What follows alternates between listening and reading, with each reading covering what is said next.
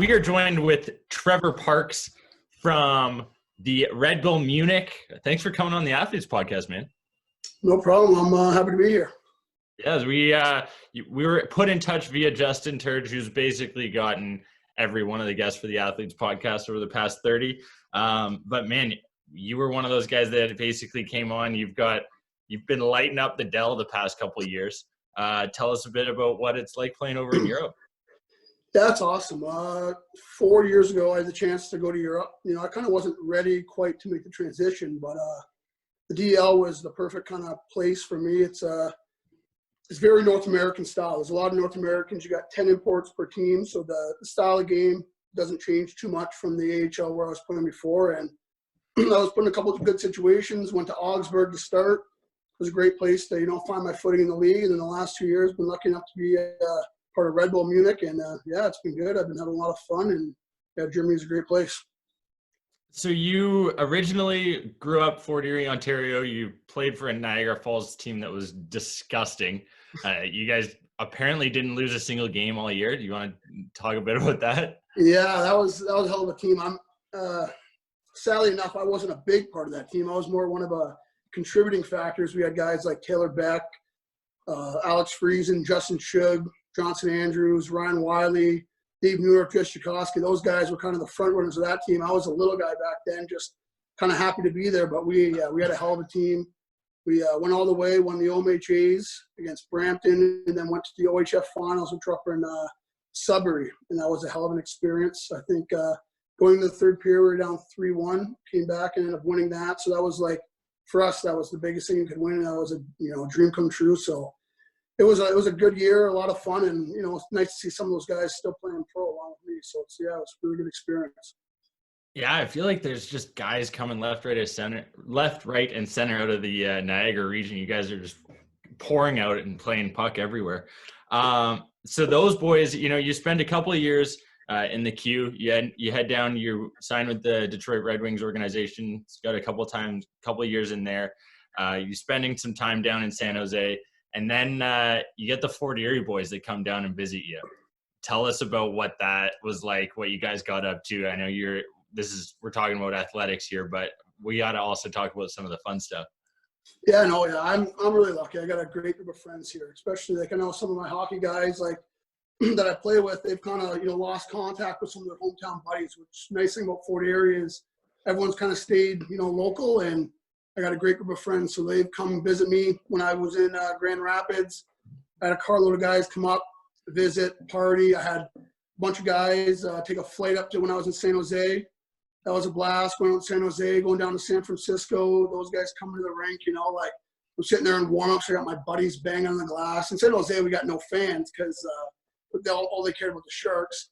I got my buddies banging on the glass, and, we had a good time. Then even had a couple of buddies come out to Germany too. So I'm just lucky, and it's those things you can't take for granted. It's having good friends that want to still support you, and I'm saying there's a lot of good stories that we've had, a lot of fun times we've had when they came to visit. So you're over in Germany before this lockout occurs, whatever quarantine's got us all jambled up, whatever it is. But Justin's said a couple times now he gets phone calls, text messages 24/7. Every time you play over there, he gets lit up with buddies. He says you're just dominating that league. What's the difference like playing over in Europe in comparison to North America, and what are those fans like? Yeah, like I said, the league is a lot. The most I'd say for European wise, it's most similar to the AHL. So I like to play a physical game, physical style. So that meets my kind of brand of hockey. So it wasn't too much of a hard transition coming into Germany. I think if I would have went to Sweden or Russia, Switzerland, it's a lot more skating, a lot more skill. Where I'm the kind of guy, I score a lot of my goals in front of the net. They're not the prettiest goals, but they go in. And Turge has a buddy in Nuremberg, so we play them. They're kind of like a rival. They're really close. We're both in Bavaria, and whenever we play them, his buddy, every time I come out of the rink, he's got Turge on his iPhone, FaceTime, and ready for me to come out. So I always say hi to Turge when I'm in Nuremberg. But yeah, it's been good. This year I was fortunate enough to lead the league in goals, which was, a huge accomplishment for me. So it was a fun year. It's one of those things that kind of, you have years where you get a ton of chances and they don't go in. This is one of the years that they kind of, everything that touched my stick decided to go in the back of the net. So it was a lot of fun. And sadly enough, it ended too soon, you know, with the whole shutdown of hockey and, you know, professional sports everywhere. But it was a lot of fun up to that point. And how has quarantine been treating you? You know, we talk a lot about athletics before, but what's your day-to-day life looking like now? How are you staying in shape, trying to make sure that you're on top of your game?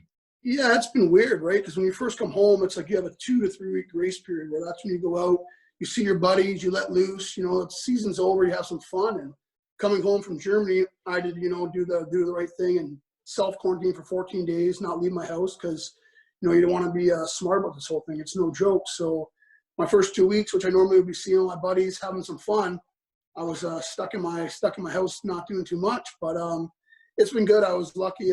Josh Gervais from Top Dogs Fitness, you know, donated a bunch of equipment for me. So I made like a home gym in my garage. So now pretty much I'm kind of back in the swing of things earlier than expected, but, you know, do my training 4 to 5 days a week at home and then kind of figure out what to do after that. But it's a different world, but everyone's in it, right? So can't really feel bad for yourself. It's just one of those things that we got to go through and be strong, get through this. Yeah, well, you know, and one of the things we get to look forward to is hopefully some golf courses open up. Ian Fairgrieve gave me a bit of info. Gave me a little dirt that I've got to ask some questions here. And on the topic of golf, apparently you're known for complaining after every shot. Is this fact or fiction? Yeah, you would know. Ian's my golf partner, and I can say I'm a pretty good golfer, but when I'm on the course, I think I should hit every shot perfect. So I'll hit a bad shot and I like to complain. I'll hit a good shot and I'll still complain. It's like, it's one of those things I can't take that mentality away from the hockey rink and on the golf course. I know I shouldn't be good at golf, but I like to think I'm better than I am. So he's right on that one. I complain a lot. There you go. Hey, most athletes feel like they should just dominate every sport that they play, right? Yeah, Did you play anything else? You play anything else growing up when you were younger? Yeah, I used to play soccer a lot growing up, and then I did a couple years lacrosse, which was fun. I got my ass kicked a lot. We go up to the native reserves, and we would just get beat up. Our team stunk. I was a little guy. I used to get smoked around the floor. That was fun. Then I played a year of football. Actually, Ian, my golf partner, was my quarterback in football. So I was his wide receiver. So I had a blast doing that. And then it got to the point kind of where summer hockey took over. The way it is now, these kids, pretty much one-sport athletes, where I was lucky enough back then, you could play a lot of sports. Yeah. So when I was, I think probably about 13, it was kind of the time when summer hockey took over everything else. And then I was, like you said, only playing hockey. But I was lucky enough to play a lot of sports growing up. That's one of the things that gets brought up almost every episode is the fact that kids now are specializing at freaking 4 years old, and hockey is the only sport they know their whole life. And it's kind of a shame, and I think it might lead to some kids burning out earlier and, you know, not necessarily some well-rounded athletes. Like you look at a guy like John Tavares, who he credits the fact that he played lacrosse up until high school and thereafter to keep that hand-eye. I think it's important for athletes to be well-balanced, to play a multitude of sports. Yeah, I agree 100%. You know, some of these kids now, you do see the skill level is much higher because these kids are doing skills work that I started maybe trying to do, put into my game at 16, 17, 18 years old. These kids are implementing it at 7 years old, 8 years old. So the skill level is much higher, but I do know some stories of some kids that have, by 12, 13, they're just burnt out. They don't want to be in the rink every day, you know? So that was one of the things where I was fortunate enough that wasn't the case back then. It was season ends, you put your hockey gear away, and you go on the soccer field. You go on the football field. You do something else. And like you said, I like kind of, you know, the fact that I was able to be a well-rounded athlete. And like you said, you learn different skills, how to be a teammate in different sports, you know. So I think it, you know, it has some pros and some cons. You know, a guy like Connor McDavid, there's not going to be Connor McDavid without being a hockey player from day one. But there might be a lot of other guys who could be good hockey players who have just burnt themselves out and are sick of going to the hockey arena. So it's pros and cons to each. Yeah, exactly. So let's take it back to your hockey career here. You grow up playing in Southern Ontario. How do you end up in the Q? Yeah, so my draft year, I played in Welland, and I was just a little guy. Like, I think my draft year profile, someone sent me a picture the other day. I was like 5'7", 115 pounds, and I'm pretty sure they gave me 5 pounds to get me to 115. So I was a little guy, you know, you know what I'm saying? It was one of those things where I was kind of big when I was really young, and I kind of just didn't grow. Everyone else was just way bigger than I was. So I knew I didn't have a chance getting drafted to the QMJHL, and I was fine with that. So when I went 2 years later, I started playing junior B in my hometown, 4 Meteors. And I was having a blast, and I was just planning, you know, play my junior B career out, and then hopefully, you know, play D3 somewhere, you know, try to prolong hockey as long as I can. And they do a showcase tournament for the junior B loop. And when I was there, a scout from Gatineau in the Q had talked to me and just said, hey, if you're ever interested, let me know. But I was kind of on the whole school mentality. My mom was a teacher, so she was like, school, school, school, right? And at that time, I really didn't think I had a future in hockey. So at the end of that summer, I played another prospects tournament in Toronto from the junior B loop. We made a team and went in there, and the Gatineau scout was there, and the scout from Montreal was there. And I was kind of like, you know what, like, why don't I just give this a shot, right? They're like, come up, blah, blah, try out this and that. So I looked at my mom, and we just said, you know what, if you don't take this shot, you're going to kind of regret it. And just kind of went out on a limb and went to Montreal, made the team, and it was the best decision I made in my hockey career, you know, like, if I'd go back, yeah, sure, it would be nice enough to have those D1 options and go to a D1 school and get an education along with further my hockey career. But at that time, that's all I had, and went to Montreal. And like I said, it worked out. It was a team that, you know, had some good players, but had some spots open, and I was able to go in there and fit in, and it was a lot of fun. Yeah, and you know, going undrafted, not necessarily the strangest thing in the world nowadays. You know, you see athletes develop later. You obviously didn't end up having any issues growing. You get to 6'3", 215, 220. Yeah. You know, that's a dominating size, especially at that age. And so then you take that a couple of years fast forward, and you don't get drafted in the NHL either, and you end up signing with the Red Wings organization. Was that just a testament again to the fact that you just worked hard, grinded at it, and knew, you know, if you kept playing at that level, you'd make it? Yeah, it was one of those things where my NHL draft year was actually the year I was playing in junior B in Fort Erie. So, like, I wasn't even thinking about the NHL at that point, right? I was still thinking about high school parties with my buddies. So when I went to Montreal, I had a better year than I thought. I remember the first time I was maybe 12 games in, and my coach called me in the office and said, hey, there's 2 scouts from Vancouver here. They want you to go across the street for dinner. And I was like, I remember calling my mom, my uncle, be like, holy smokes, like, an NHL team wants to talk to me. And I was kind of the start of like, oh my God, this could kind of be a reality at some point. And then that year at the end of you know, I was in that draft. I was ranked, I think there's 210 skaters ranked, and I was late. I think I might've finished the rankings at like 204, but I snuck in. So I was in the NHL rankings, and I talked to some teams. I talked to Philly, who was really high on me, Dallas, who was high. And my agents actually invited me out to the draft in LA. And I'm like, you know what? I don't want to go and not get drafted. You know, it's one of those things like, I know I'm a bubble guy, so I watched the draft at home, and a couple of teams told me they were going to take me in the 4th round, take me in the 6th round, take me in the 7th round. And one of those things, I had some buddies over, and it was a humbling experience having some buddies at your house watching the draft and your name not get called. But it was not more than 20 minutes later, I got a phone call from my agent saying that I had been invited to Detroit and Dallas's camp if I wanted to go. And the Red Wings had offered me mini camp and main camp. And my agent's like, I just think you should take, you know, you get to go to main camp for sure with the Red Wings. Take the chance, you know. I know you could bet on yourself and go to Dallas, but, you know, let's go to Detroit. Let's just see what happens. And so it was like, like a couple days after the draft, not too much longer, maybe a couple of weeks, I went to Detroit.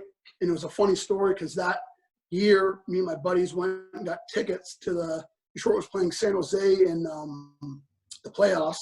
We got tickets at the top of the Joe Louis Arena in the very, very top stands. And you had to stand up. If you sat down, you couldn't see past center ice. So I had to stand up, but I was too tall that my head was hitting the roof. So there was a light fixture hole in the roof, and I was having my head in the light fixture hole in the top of the Joe just to see the game. And then not more than, 3 months later, I was on the Joe Louis Arena, and I was looking around, and it was like, holy smokes. Not to mention, I'm getting ready to go on the ice, and I forgot to put a visor on my helmet. So I'm getting ready to go out. I go to the equipment manager. I'm like, hey, man, I need a visor. He goes, you don't need a visor. You can go no visor. I'm like, oh, my God. So here's this undrafted kid who's there on a tryout. You know, you got all these picks and everyone going out there, and I'm the only other guy on the ice with no visor on my helmet. So it was a pretty cool experience, and then it went well. And then I went to main camp. They do a prospects tournament in Traverse City. And I scored, the first 3 games and had a good camp. And at the end of the camp, they asked me if I wanted to sign. And it was one of those things. It was like a dream come true. It was like 1 to 2 years before that. I never thought that was ever a possibility. So I jumped on it, and it was probably the highlight of my hockey career, just being able to sign my first NHL contract. It's so cool to hear from a guy who, there's so many of those stories where people come through, they're playing at a junior B, junior A level. They don't necessarily think that that's attainable. And, you put some pucks in the net, you showcase well, and then teams start knocking on the doors, right? Unfortunate that you didn't get drafted, because I'm sure that would have been a cool experience, but it's sure. humbling, like you said, when you've got a bunch of buddies around. You probably had a couple pops going, and Exactly. that hurts. But you know what? It makes playing at that higher level just that much better, right? Yeah. So Turge also told me you spent some time down in San Jose.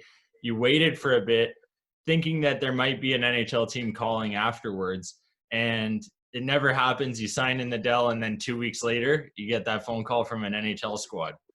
Yeah, it was really weird. So my first 3 years, I was in Grand Rapids.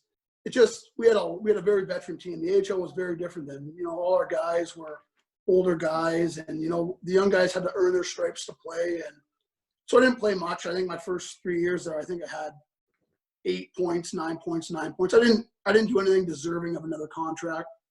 So I went back. The next year, I decided to sign just an East Coast Hockey League deal to try to get called up. Lucky enough, I got called up by the Worcester Sharks, had a good year, and then they moved to San Jose. So I went with them to San Jose, which was awesome. And that's when I finally had my breakout year in the AHL. I had 41 points, no power play points, nothing. I had a great year, and it was kind of the year before that. Anyone kind of in that 30 to 40 point range was getting NHL deals and kind of getting an opportunity to play. So I was sitting there laughing. I remember getting a couple calls at the end of my season from some European teams. And I'm like, no, I'm 24 years old. This is my chance to sign to an NHL team that sees me and kind of be a bubble guy, right? Like that was my kind of coming out party. So we waited, and early on in free agency, we talked to a couple teams, and they were interested, but not sure. And then before you knew it, it went from July 1st till July 30th. And it was like, hey, Parks, the teams that were all in, they decided to go elsewhere. And next thing you know, I'm stuck with nothing. And I had an opportunity to go to Czech later on in, mid-August. And I'm like, no, I still want to wait. Finally, September 1st, I decided to go to Augsburg in the DEL. I had a couple of buddies who I used to play with who were there. And I'm like, you know what? I'm done waiting, kind of missed my opportunity, but let's go there. Let's get it going. And literally it was like, a week to 2 weeks in, LA called me and said, hey, we're ready to offer you an AHL contract with an NHL tryout. And I was sitting there, I was like, oh, what do I do now? That's all I kind of wanted. Like I wanted that NHL deal. But at the end of the day, it's like, I just came off a good year where I was in the top, point scorers for AHL guys. And I'm like, and then it was kind of came back to the thing I've always kind of been brought up is like your word is your word, right? Like I had a guy in Europe take a chance on me, bring me over there. What kind of guy am I now if I said, you know what, thanks for nothing, fly back and then go, and could have still been in the same situation. You never know what would have happened, but I kind of just stuck to my guns. And to be honest, I would have loved to get an NHL game. That was my dream. I think that's every kid's dream growing up, in Canada at least. And you never know, but I'm happy with the decision I made. I think going to the DL, made me really enjoy the game again. And for me, it was the best decision I made in my hockey career.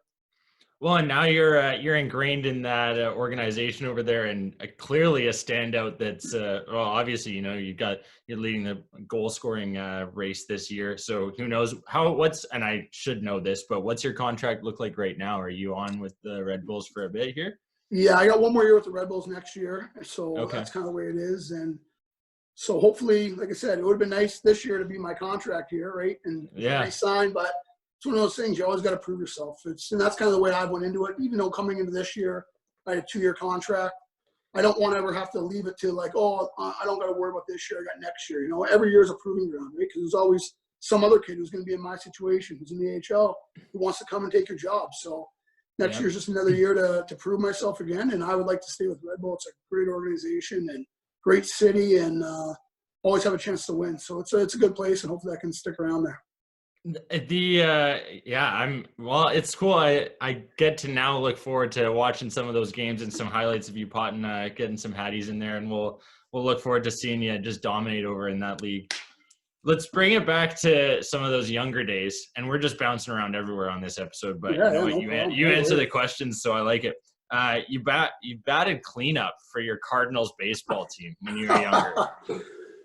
Oh yeah, well that wasn't that much. That wasn't that too long ago. I think it was 2 summers ago. That was the one sport I never played. So in high school, I played like volleyball, basketball. I never played baseball. It's the only sport I ever played. So Terge and Kyle Jakosky, a couple other guys decided to put a ball team together with the Cards ball. We all got geared up. I never played before I went out. I bought, all batting pants. I bought it all. I was ready Sport to go. check special. Exactly. So I went over there and I'm like, holy smokes. You can't really hit a home run. Every time I try to hit a big ball, go straight up in the air, get caught out. So I couldn't hit a home run.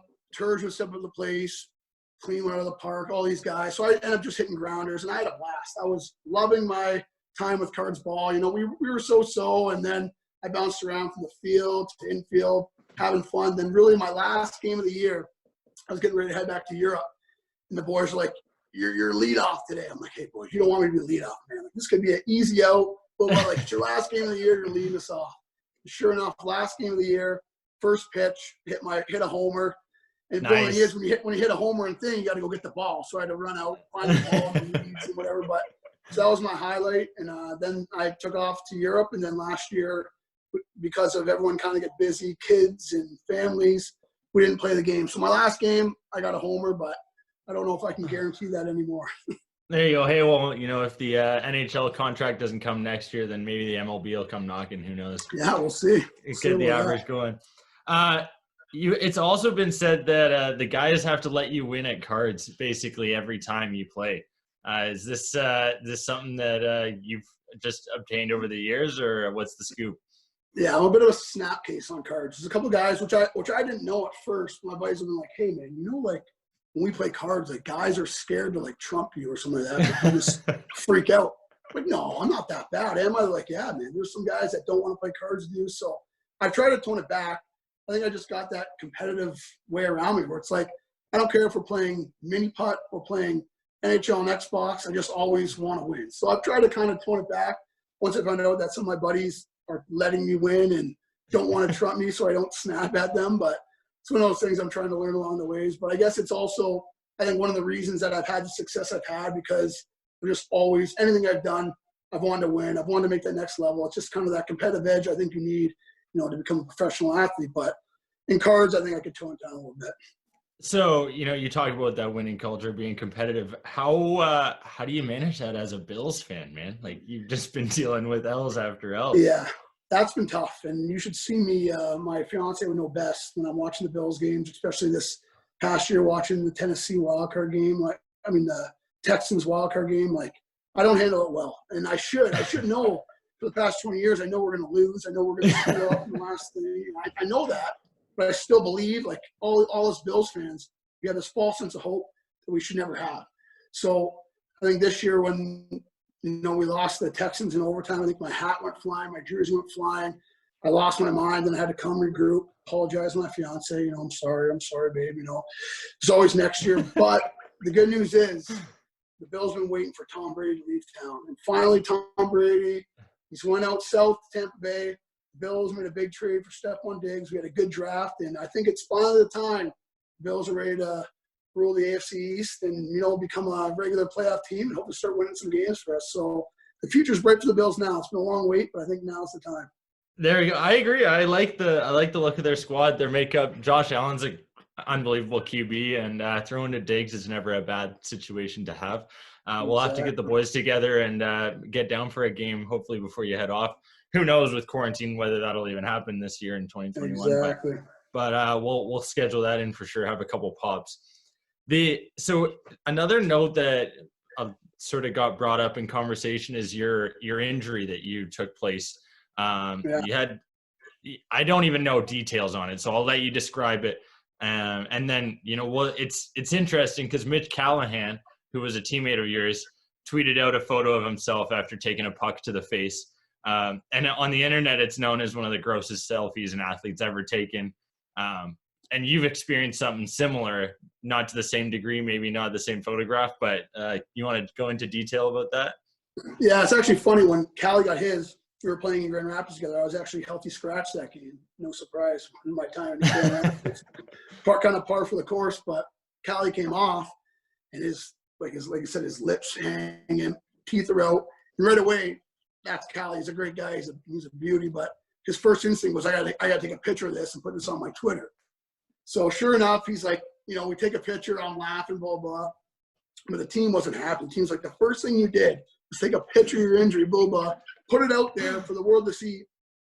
Because they're like, you know, could be a broken jaw, could be anything. You gotta wait. So they weren't too happy with him. But then, like I said, fast forward 3 years later, we're playing out in San Diego. So this is, it was a pretty crazy story. So playing in San Diego, I chip a puck, and defenseman's coming to kind of pinch me off on the wall.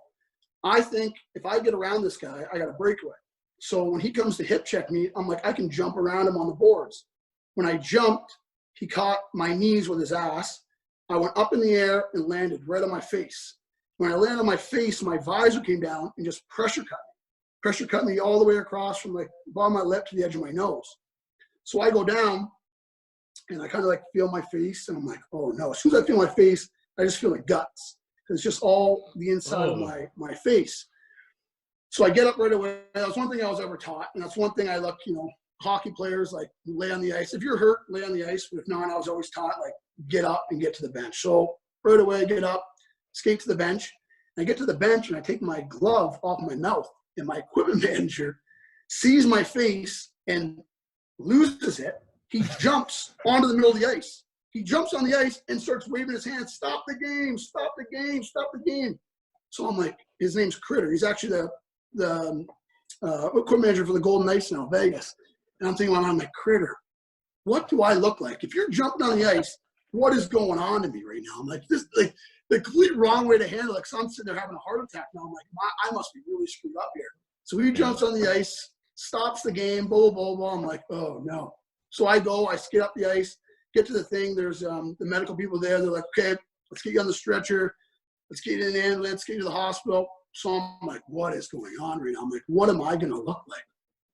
So I start going out, about to get on the stretcher, and someone's like, oh, no, there's a plastic surgeon in the building tonight. Like, he can just zip you up. So this is like the beginning of the second period. So I just go into the room, and actually, as soon as I get to the room, I was thinking of Callie. I'm like, hey, Fraser with Fraser McLaren. He's playing the NHL. I'm like, hey, snap a picture of this. He got the picture. There's a picture online. If not, I can send it to you of my facial injury. Yeah, if you haven't seen it, it's pretty ugly. But so I'm like, snap a picture. He snaps a picture. Then this guy goes to work.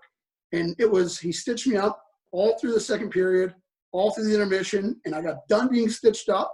I get up from being stitched up. I walk out, and the game was over. So it was like 2.5 periods, like 2 periods plus an intermission of him stitching me. It was like, there's about 50 stitches total because I had to do the inside of my lip. I think there was like 35 to 40 across there, and the inside of my lip was done. So it was wild. And then the worst part was we had an 8-hour bus ride home back to San Jose after the game.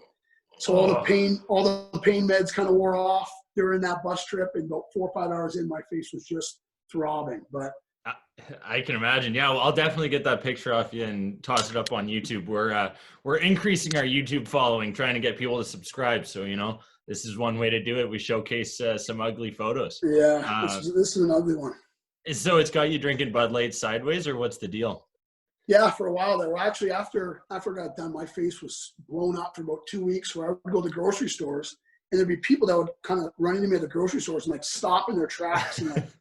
Happened a couple of times where, like, to my buddies and my roommates, I'm like, hey, you guys are going grocery shopping for me. I can't do this anymore. Like, everyone thought I had, like, elephantitis or something. My face was humongous, man. So for a while there, I was drinking sideways. Hence, like, this quarantine gave me a good excuse to grow muzzy, so it hides my upper lip, because now I don't smile much anymore. I pretty much close mouth smile because you can't see my teeth anymore. But I've kind of learned to adapt with it. There's still not much feeling on the left side of my face there, but it is what it is. Hey, it's battle wounds, right? That's so you get to showcase the fact that you were a tough one, and the testament to you just walking off like it was no big deal, and then having the trainer stop the game. Yeah, that was a little wild. So you're known for also, I've just got so much dirt, I got to bring it up. You're known for being one of those guys that grabs a chip, licks his fingers, and dips his fingers back in. Yeah. Another thing I wasn't aware of until people brought it up to me, but there's actually there's one person I found out, one of my fiance's friends, who would, every time she knew I was coming over to their house, she'd buy a bag of Cheetos. So I had to get ready because she used to watch me eat the Cheetos and then lick my fingers. And so she'd buy Cheetos on purpose. And I never knew this. This was going on for months of every time. And everybody in the room would just be staring at me, eating my Cheetos and just licking my fingers dry. So now it's like I'm conscious about it, so I try not to.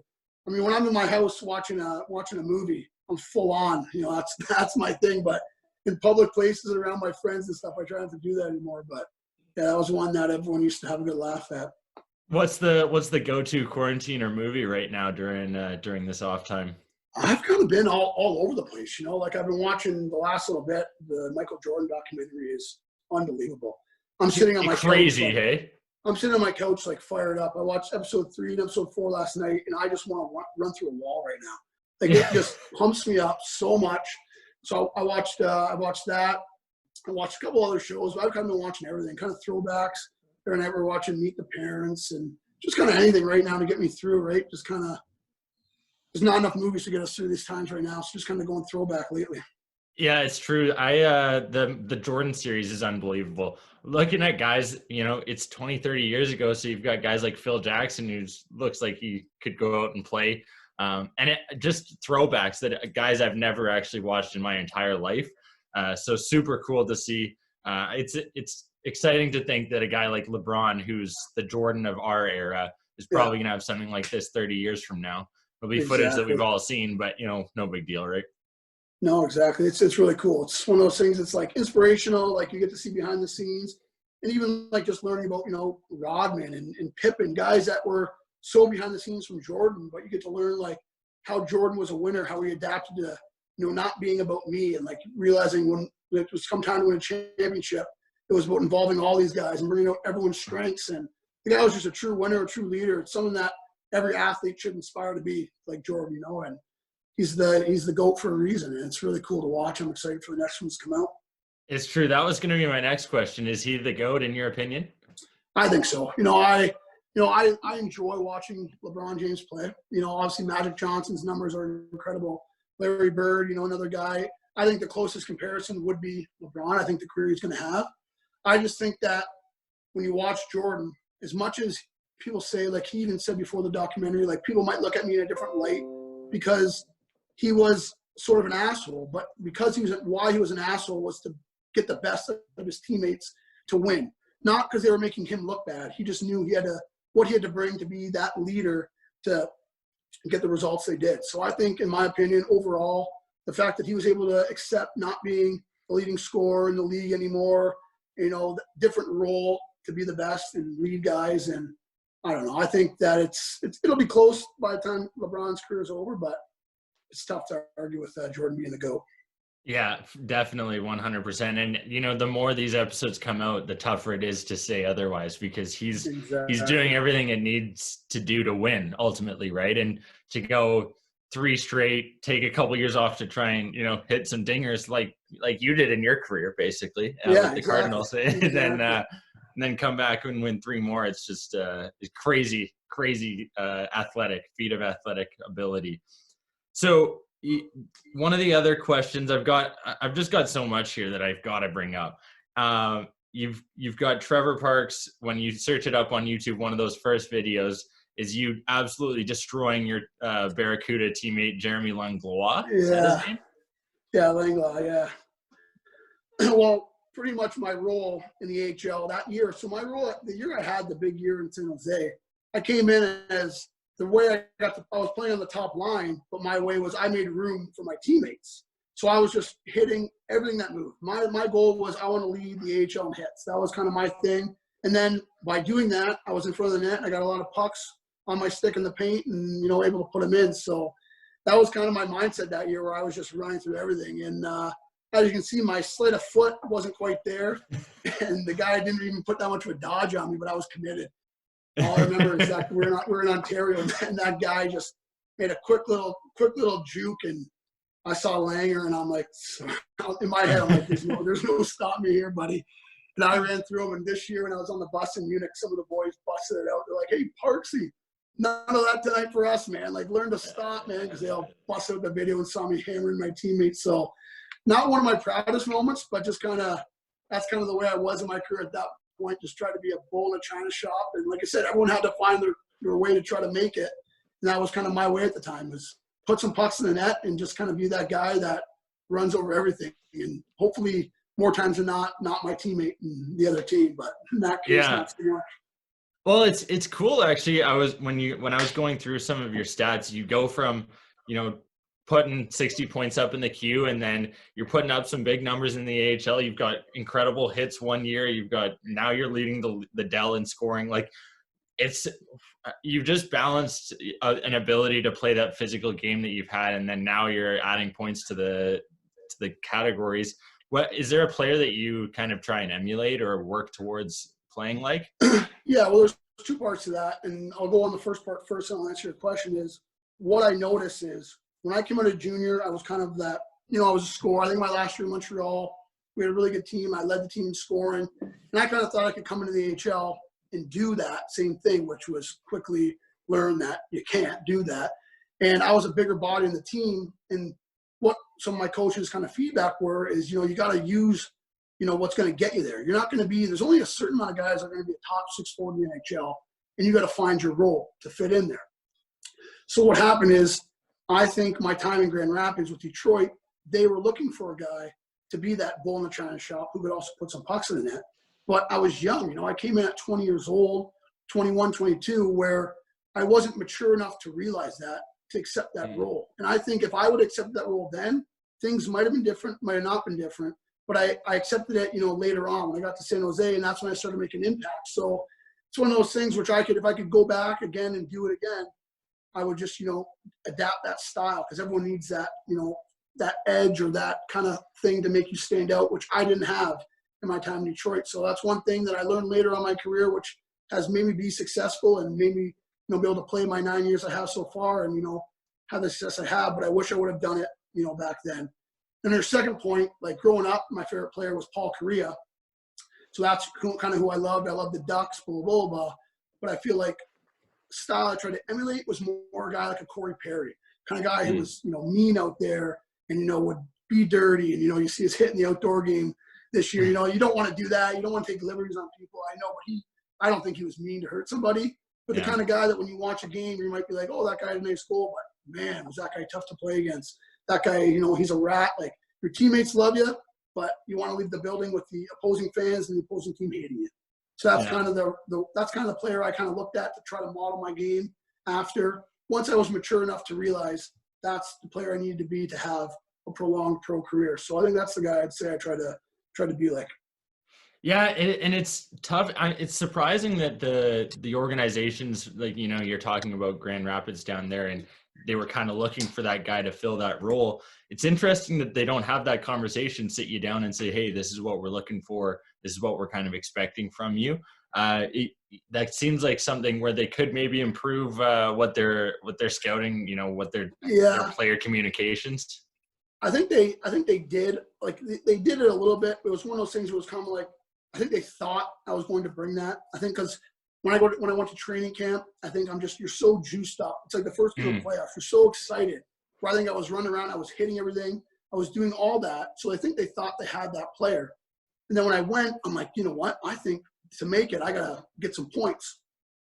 Well, that's not necessarily the case. You see a lot of guys that make it just on being, something that they don't have a need to fill. So I think they did address that to me, but it might have been a little too late. And that's the one thing. I put more onus on myself for not realizing, what I had to do. So, like, I guess it is a little bit of both, but I think I put it on myself more than anything. Fair enough. That makes sense. So I've got multiple people talking about some epic dock parties at the Fairgraves residence. Yes. What are some of those details? Well, so the Fairgraves moved on to Niagara Boulevard, the 40 area there, and it was one of those things where every weekend we'd be there, but Sundays became dock day. And one of those things, we built this little tiny dock. Me and the Fairgraves built it. We had these barrels underneath that were supposed to make it float. We didn't seal the barrels right. So next thing you know, the dock is on an angle, blah, blah. But it somehow became the thing where Turge and all these guys, people would come with boats, and all these people would have these nice docks all down the boulevard.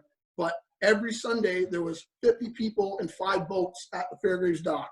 That became it was the most makeshift dock ever, but just became the party place, and everyone would be there. If you missed a Sunday dock day, like you had FOMO out the wazoo because you had to be there. So we eventually built it, then we got rid of that piece, and we made it a little better. And then finally we thought we had the dock where we wanted it. We had it built up. It was, the cat's caboose. We were all pumped about it. We had about 2 boats there. Again, I'd say 20, 30 people on the dock. Sure enough, we're all there. And Gavin Fairgrave, one of the Fairgraves, he goes a steps on the dock, and bam, the whole dock goes down. Everybody's sitting there. I remember sitting on a chair and just dropping 6 feet in my chair, looking around, and everyone's like, what just happened? The whole entire dock right in the water, beers everywhere, whatever. So we're sitting there like, is everyone okay? Is everyone okay? Sure enough, Ian Fairgrave, our one buddy's like, I cut my foot. Bam, slid him open for like 8 stitches on the bottom of his foot. And, he went and got stitched up and whatnot. But that was kind of the end of the dock. It was like the dock went down, and it kind of was like, should we rebuild it? We kind of had a end of an era.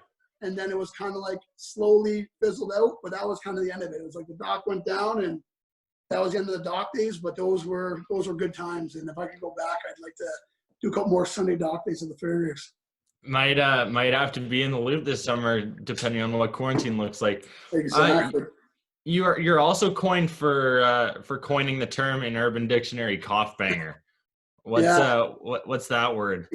I don't know. It's just one of those things that I like to say dumb stuff. Like I'm always making up nicknames for people, and I don't know. I got a weird brain like that. So I used to always just have coffee, and it was when Twitter I think first started coming out. So I was just out there, and every day I just like I used to call coffees CoughBanger. I had no clue why. I just did it. So I'd always like, afternoon CoughBanger this, CoughBanger here. I overused it too much, but I was young and dumb. I was 20 years old. And then one of the Red Wings fans put it on Urban Dictionary, that Trevor Parkes, the inventor of CoughBanger. So actually it was pretty funny. Last year for Christmas, Rach, my fiance, went on Urban Dictionary, and you can buy like memorabilia. So she bought me a coffee mug that says CoughBanger on it. No way. Yeah, so it's pretty neat. I got it here in my house now. So when I have my morning CoughBanger now, it's in my CoughBanger mug. So it's a thing of the past. I don't really say it anymore, but it was just me being young and whatever, trying to have some fun. Hey, you know what? That's what we're all here for, trying to have some fun, right? Exactly.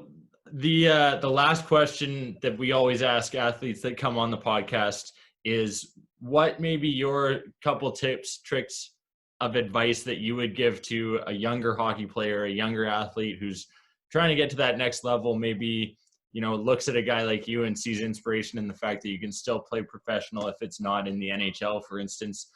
What's some of that advice that you might give to that younger generation? Yeah, for me, it's big because I was the kind of guy who I was never drafted OHL or NHL, and I've been able to find my way, work my way up through the pro ranks. It's kind of like never give up. It doesn't matter if, you're too small or you're not the best of your team at any point. Just kind of like, if you really want to do it, keep your nose to the grindstone. And it's one of those things is like, work hard when no one's watching. It's not about, it's one of those things, that's kind of what I was doing. When everyone else was doing whatever, I'm like, when I was out in my driveway shooting pucks and doing this, doing that, because even though everyone thought I would never play pro hockey, and me neither, it was still a dream of mine. So I never kind of gave up on that dream.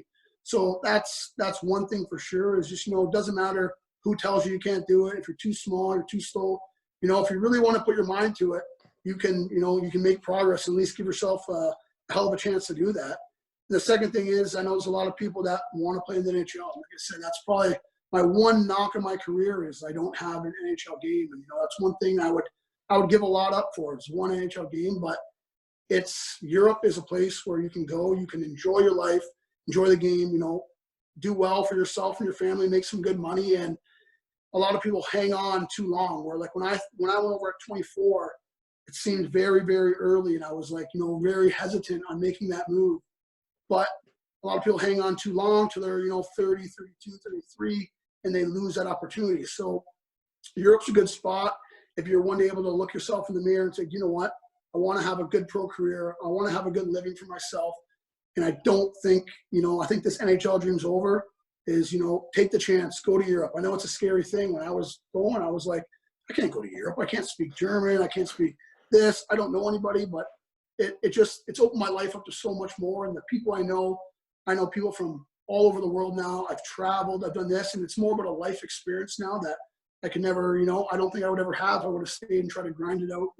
So I say people take that opportunity, obviously go as long as you can to try to make the NHL, pursue your dreams, but Europe's a great option, and it's a great life. And I don't think many guys regret when they make the move.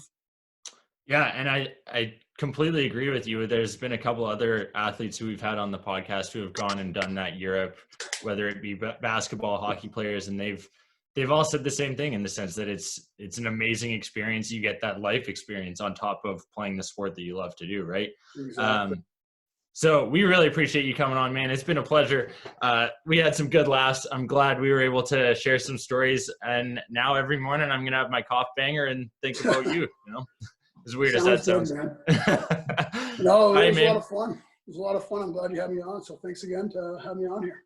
Yeah, well, we'll look forward to seeing you put up those points next year again in the Dell. And hey, who knows? Maybe you'll get that NHL game once and for all. Yeah, you never know, right? Never give up on your dreams. But yeah, we'll see what happens. We'll keep the options open. I appreciate you coming on, man. And stay safe. Keep those hands washed, and we will talk to you guys all soon.